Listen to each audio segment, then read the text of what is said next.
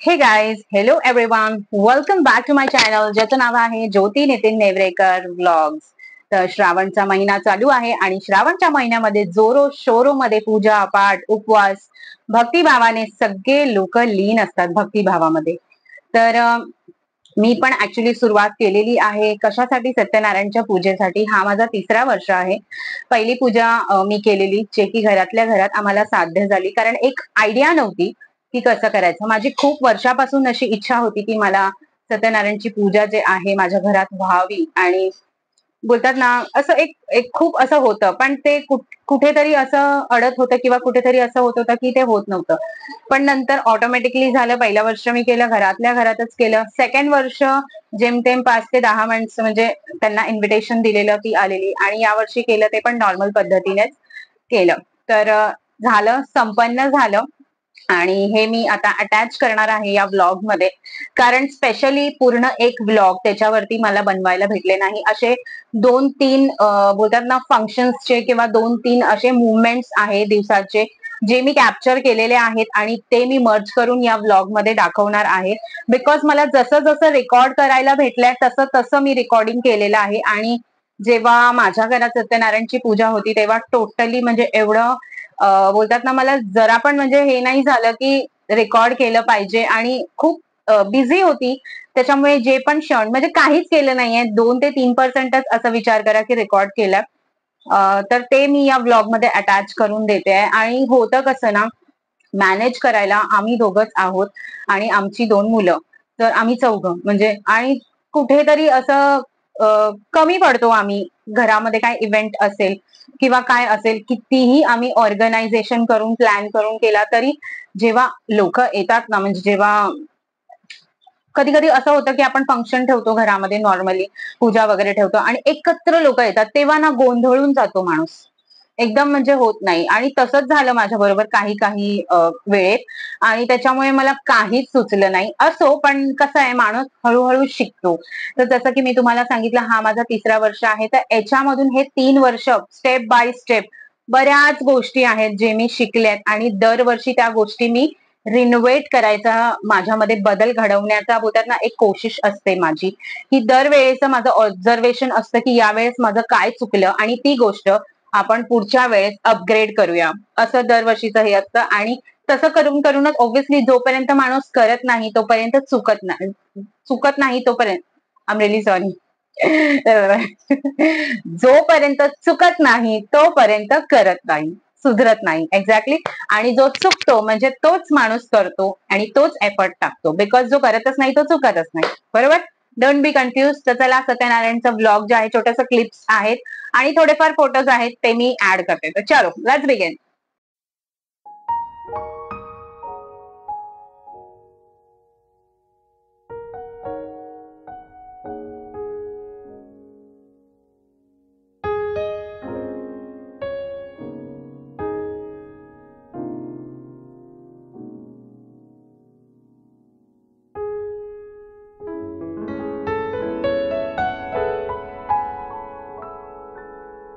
So खूप छान पद्धतीने पार पडली सत्यनारायण महाराजची पूजा, आणि गेल्या 2 वर्षांनी मी करते. हे माझं तिसरं वर्ष आहे.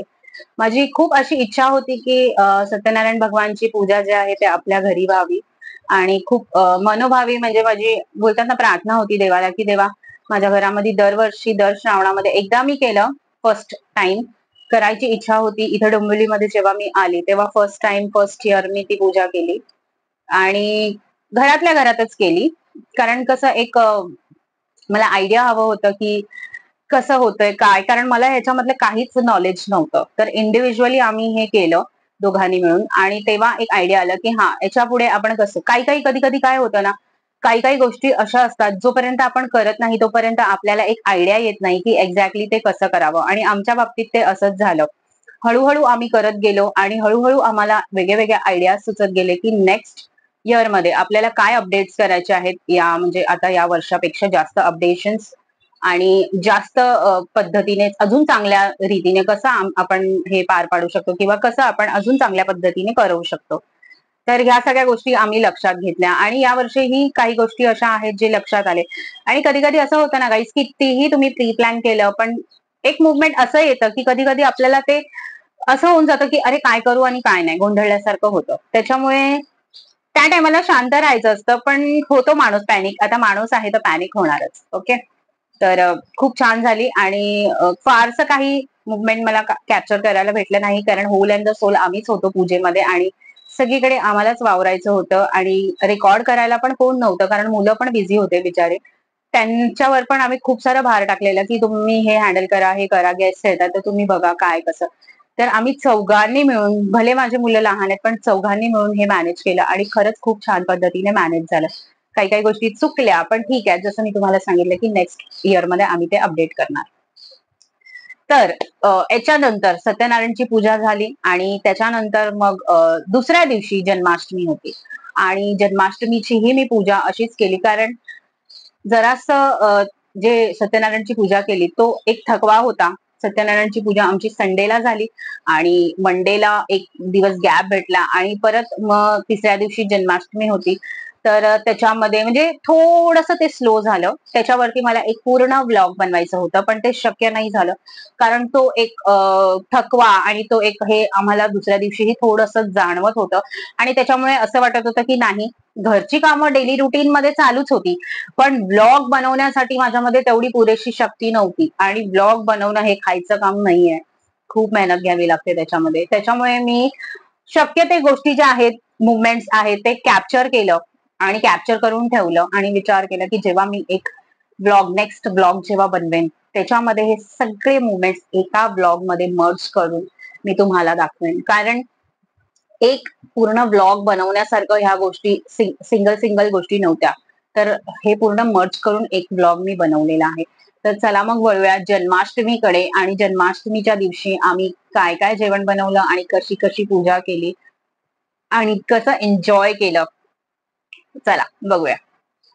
गरमा गरम पुऱ्या बनतायत, तर चला तुम्ही पण खायला या. आणि मला आताही माझ्या तोंडात पाणी सुटतंय.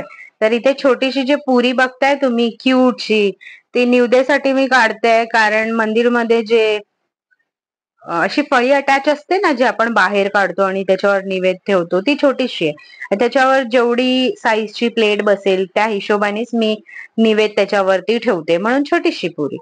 तर गोड मध्ये जे आहे मी बुंदी ठेवणार आहे. बुंदी माझ्याकडे होती आणि शेव जे आहे मी मिक्स करून ठेवलंय. इथे बघा माझं निवदेचं ताट रेडी झालेलं आहे आणि आता मी पूजा करायला घेते. तर तुम्हाला सगळ्यांना म्हणजे हे गोष्ट माहितीच असेल की ही जी पूजा असते ती रात्रीची असते, है ना, 12 वाजताची, बरोबर, if I am not wrong. तर त्याच हिशोबाने आपण पूजा करायला घ्यायची, म्हणजे 12 वाजेपर्यंत ती संपन्न होऊन जाते. कृष्ण जन्म जे आहे ते 12 वाजताचं असतं. 12 वाजता कृष्णाला पाळण्यामध्ये घालतात. तर इथे जे मूर्ती तुम्ही बघताय ना, ती मूर्ती बाळगोपाळांची नाहीये, कारण माझ्याकडे बाळगोपाळाची मूर्ती नाहीये.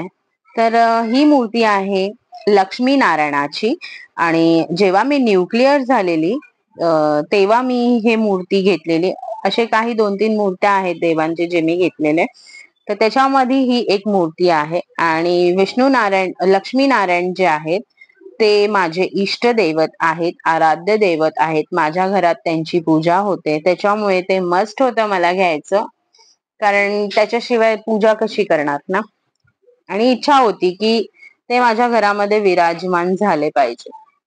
त्याच्यामुळे त्यांचीच मूर्ती आहे आणि श्रीकृष्ण जे आहेत ते त्यांचंच अवतार आहे विष्णूजींचं. त्याच्यामुळे काही हरकत नाही, जर तुमच्याकडे बाळगोपाळ नसेल तर विष्णूजींचा फोटो असेल किंवा विष्णूजींची मूर्ती असेल तरीही तुम्ही त्यांची पूजा करू शकता त्या स्वरूपामध्ये. त्याला काही हरकत नाहीये. तर टेन्शन मध्ये येऊ नका. ज्यांच्या घरात बाळगोपाळ नसेल तर तुम्ही अजिबात टेन्शन मध्ये येऊ नका. तुम्ही फक्त फोटो ठेवूनही त्यांची पूजा करू शकता. गाईज, देव जे आहे ना ते आपल्या श्रद्धेचा, आपल्या भावाचा, आपले जे भाव आहेत, भाव म्हणजे आपला भाऊ नाही, मनातले जे भाव आहेत, श्रद्धा, भक्ती, त्याचा म्हणजे त्याची ओढ असते देवाला. ते एक्सपेक्ट करतो देव आपल्यापासून की आपले जे फिलिंग्स आहेत देवासाठी ते इनोसंट असले पाहिजे, ते शुद्ध असले पाहिजे. तर त्याच्यामध्ये असं नसतं की मला हेच केलं पाहिजे किंवा असंच पाहिजे. काही गोष्टीचं सोल्युशन जे आहे, काही गोष्टी काय सगळ्याच गोष्टीचं असं कुठलंच प्रॉब्लेम नाहीये जिचं सोल्युशन नाहीये, ते आपल्यावरती असतं की त्याचं कसं सोल्युशन काढायचं. तर इथे बघा छानपैकी माझी पूजा जे आहे ते मांडून झालेली आहे आणि पूजाही करून संपन्न झालेली आहे आणि छानपैकी आम्ही गाणी लावलेली आणि मस्त डान्स पण आम्ही केलं, गरबा टाईप वगैरे रासलीला असते तशी. खूप बरं वाटत होतं, खूप छान वाटत होतं. आणि हे बघा, हे प्रसाद तुमच्याकडे जे अवेलेबल आहे ते तुम्ही ठेवू शकता.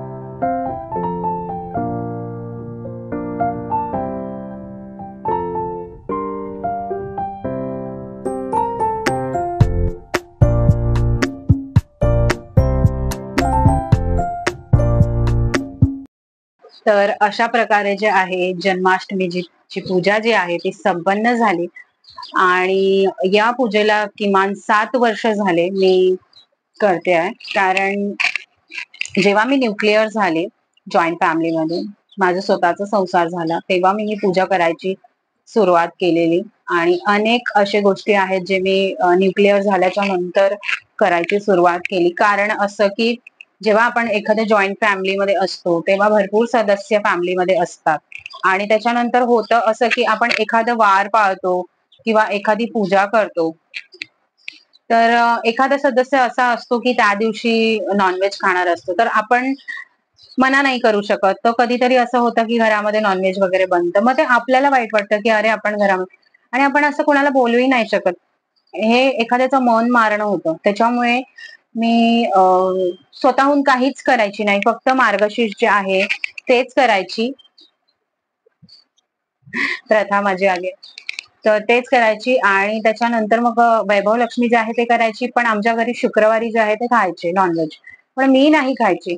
त्याच्यामुळे व्हायचं असं की घरामध्ये मग हमखास बनायचं आणि मग ते कुठेतरी असं एक अपराधी फिलिंग यायचं की नाही, मी पूजा करते आणि घरामध्ये नॉनव्हेज बनतंय. त्याच्यामुळे मग मी सोडून दिलेलं आणि देवाला असं सांगितलेलं की देवा, जेव्हा माझं स्वतःचं न्यूक्लिअर म्हणजे सगळ्या डिसिजन्स जेव्हा माझ्या हातात असतील की केव्हा घरामध्ये नॉनव्हेज बनवायचं केव्हा नाही बनवायचं, पूर्णपणे जेव्हा हे माझं डिसिजन असेल तेव्हाच मी हे करायला सुरुवात करेन. मग जेव्हा माझं स्वतःचं न्यूक्लिअर फॅमिली झालं तेव्हापासून मी हे सगळं, वैभव लक्ष्मी आहे, मग परत पूजा आहे कृष्णाजीची, जे म्हणजे मनाला असं वाटायचं की मला करायचं तर ते मी करायला सुरुवात केली. इव्हन माझ्या सासरी श्रावणही पाळलं नाही जायचं, श्रावणातही नॉनव्हेज वगैरे खायचे. कारण आम्ही कोकणातले आहोत, तर कोकणातले जे माणसं आहेत त्यांना नॉनव्हेज शिवाय त्यांचा दिवस जात नाही. मोस्ट प्रोबेबली जी जुनी माणसं आहेत त्यांना लागतच. त्याच्यामुळे मग ते असं व्हायचं की श्रावणामधली कुठलीही म्हणजे अशी पूजा असू दे तर ती मला करायला थोडंसं हे वाटायचं की अरे घरामध्ये नॉनव्हेज बनतंय तर मी कसं करू. आणि काही काही पूजा अशा आहेत जे तुम्ही श्रावणामध्ये पकडलात तर पूर्ण श्रावण घरामध्ये नॉनव्हेज बनलं नाही पाहिजे. फॉर एक्झाम्पल मंगळागौर जी आहे माझी, जी मी मांडली आहे, जी स्थापित केलेली आहे, ती पूर्ण महिनाभर घट असतो तिचा आणि एकदा तुम्ही घट मांडलात तर ते घट तुम्हाला काढायचं नाहीये आणि महिनाभर तो घट तसाच ठेवायचा आहे आणि महिनाभर घरामध्ये नॉनव्हेज बनवायचं नाहीये. तर मग कसं करणार सांगा. त्याच्यामुळे अशा काही गोष्टी होत्या ज्या मी नंतरच केल्या न्यूक्लिअर झाल्यानंतर आणि तेव्हापासूनच मी हे बाळगोपाळ जी जन्माष्टमी आहे तेव्हापासूनच मी सेलिब्रेट करायला चालू केलं. पहिल्यापासून मी करत होतो, पण अशी जी पूजा आहे ते मला करायला भेटायचं नाही. तर आता मी माझ्या हिशोबाने प्रसादी आहे किंवा भावभक्ती जे पण आहे ते अर्पण करून पूजा करते. तर हे तर झालं जन्माष्टमीचं. आणि जन्माष्टमीच्या नंतर लागोपाठ झालं असं की माझ्या घरात सत्यनारायणाची पूजा झाली आणि काही गोष्टी अशा झाल्या की आईचं फोन आलं आणि ही गोष्ट मला माहिती होती, पण आई बरोबर माझं डिस्कशन झालं की तिने मला एक गोष्ट शेअर केली की मला खूप वर्षांनी पूजा करायची. हे गोष्ट मला माहिती होतं की पूजा करायची आहे तिला, तिने नवस केलेला, पण त्या गोष्टीला कुठेतरी एक प्रेशर होतं, ते कमी होतं.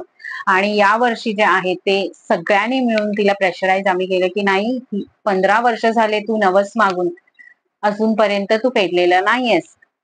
त्याच्यामुळे सगळ्यांचं म्हणणं असं होतं की तो जो नवस आहे तो तू करून टाक. आणि नवस असा होता की तिला सत्यनारायण भगवानची पूजा करायची होती, पूजा घालायची होती घरामध्ये आणि त्याच्यामध्ये बसवायचं होतं लेकीला आणि जावयाला, म्हणजे मला आणि नितीनला. हे तिचं नवस होतं.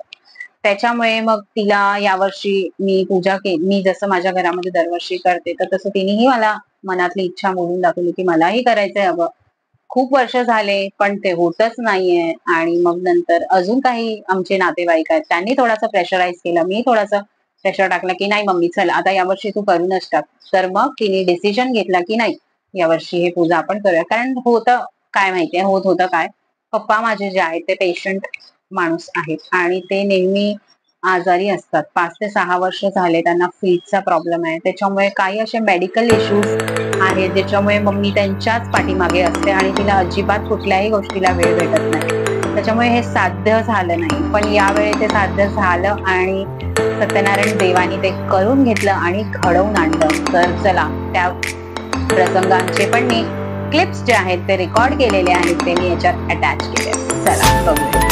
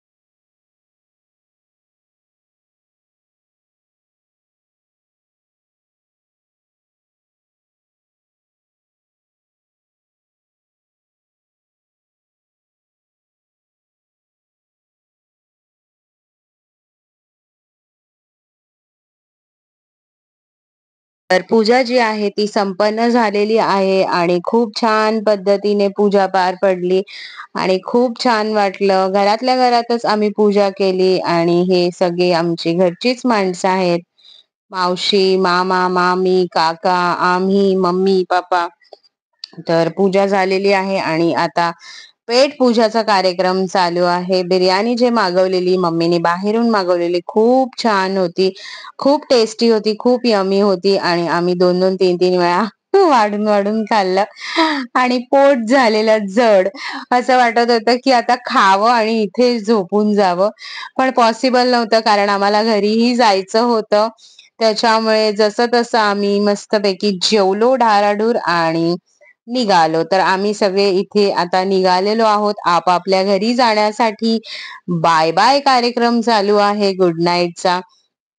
तर एकदा सगळे जेव्हा जमतो ना, तेव्हा जेव्हा गप्पा गोष्टी रंगतात तेव्हा निघायचं बोलतात ना मनच होत नाही. असं वाटतं की किती बोलावं आणि किती नाही, आणि बोलता बोलता वेळ जी जाते ना ती माहितीच पडत नाही की किती तास गेले बोलता बोलता. आणि आम्ही निघालेलो तर तेवढ्यात माझ्या भावाचा फोन आला, जो की कॅनडाला आहे, आणि त्याने व्हिडिओ कॉल केलेला, तर त्याला सगळे आम्ही तिथेच भेटलो. अदरवाईज तो इंडिव्हिज्युअली आम्हाला सगळ्यांना कॉल करतो कधी कधी, जेव्हा जसं त्याला टाइम भेटला तसं. पण यावेळेस त्याला आम्ही सगळे भेटलो आणि he was also happy and we were also happy. आणि जसं आम्ही स्टेशनला गेलो ना तसं आम्हाला ट्रेन भेटली.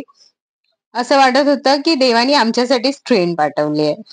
मुलं बोलतात, "मम्मा हे बघ स्टेशन वरती आलोय आणि ट्रेन आली." असं स्टेशनला पाय ठेवायला आणि ट्रेन यायला. अगदी वेळेवर पोहोचलो आम्ही ट्रेन यायच्या टायमाला, म्हणून घरी जायला पण आम्हाला वेळ नाही झालं. अगदी वेळेमध्येच आम्ही घरी पोहोचलो आणि खरंच खूप मजा आली, खूप बरं वाटलं आणि खूप छान वाटलं. आणि आम्हाला 2-2 वेळा सत्यनारायणच्या पूजेमध्ये बसायचं नशीब, भाग्य भेटलं. त्याच्यामुळे मी खूपच खुश आहे. तर गाईज, हा होता माझा आजचा vlog and I hope so तुम्हाला हा माझा जो व्लॉग आहे तो आवडला असेल. आणि आवडला असेल तर नक्की लाईक, शेअर आणि सबस्क्राईब करा. तर चला मग भेटूया नेक्स्ट व्लॉगमध्ये. Till then bye, take care and live as usually happily. Bye bye.